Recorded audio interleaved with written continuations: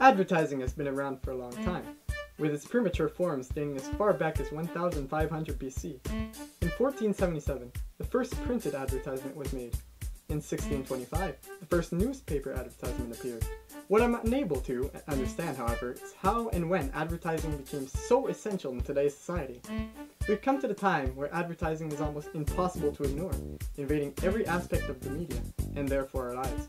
With its constant presence in society, naturally it will also create some negative side effects, with time affecting the economy, your gullibility, and your sense of judgment. There's no need to worry though, because these side effects affect so little, and companies always want the best for its consumers, so nothing terrible could possibly come from it, right?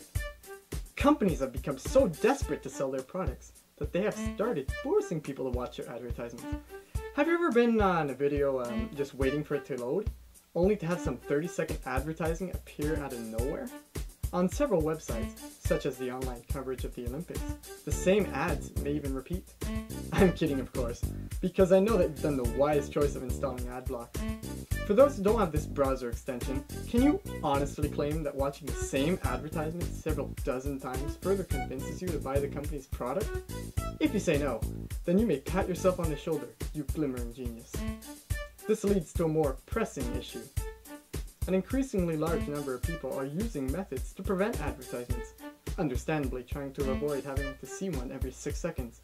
As a result of this, ComScore Studies has discovered that over 31 to 91% of the site advertisements are never even seen. Would you trust a company that is willing to throw away money like that? Would you rather rely on companies who are strong enough to stand and make profits on their own? Or would you rather trust the ones which are desperately resorting to using ads? One of the bigger issues with advertising is that larger companies try to convince you of something in order to buy their products, oftentimes being complete fabrications, saying you're too fat, you're skinny, your perfectly functional device is now obsolete, you're missing something in your life. The actors chosen for the commercials seem to have picture-perfect lives and claim that you could share in similar joys by purchasing their goods. Does it sound like a bold claim? That's because it is.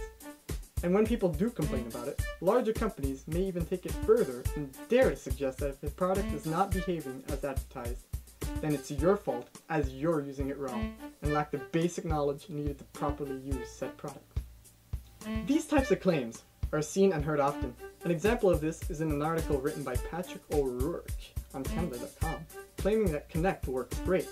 So if you're having problems, it's probably your fault, proving his argument by admitting that it isn't totally perfect, but it works, has issues, and that it's experimental technology that understandably still feels like a work in progress.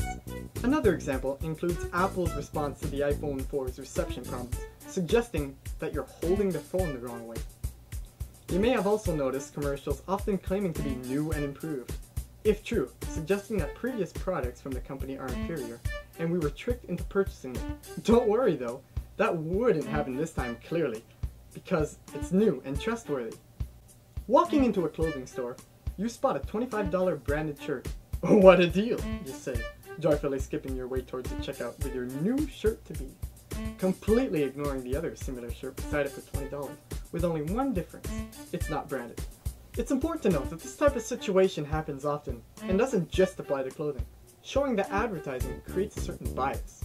Many will deny this, since as humans, we like people who think like us, and if anything threatens our point of view, we'll ignore it, further denying it. Some people, such as Robin Hanson in his article In Praise of Ads, explains that ads induce producers to offer better prices and quality, which benefits other consumers.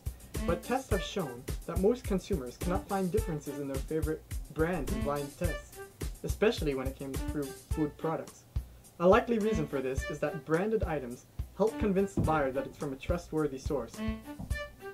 This quote from the totally reliable Yahoo Answers shockingly explains the situation accurately.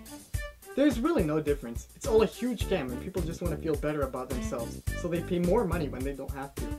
There are various degrees by which ads can inflict biased decisions, but the undeniable fact is that advertising is corrupting your point of view and your decisions, slowly turning you into slaves of the company. The goal of this editorial is to inform you of the potential side effects of constant and excessive advertisements. Doing so, the idea is not to portray advertising as negative, but to suggest that there are more efficient ways that it can be done, without being intrusive and misleading.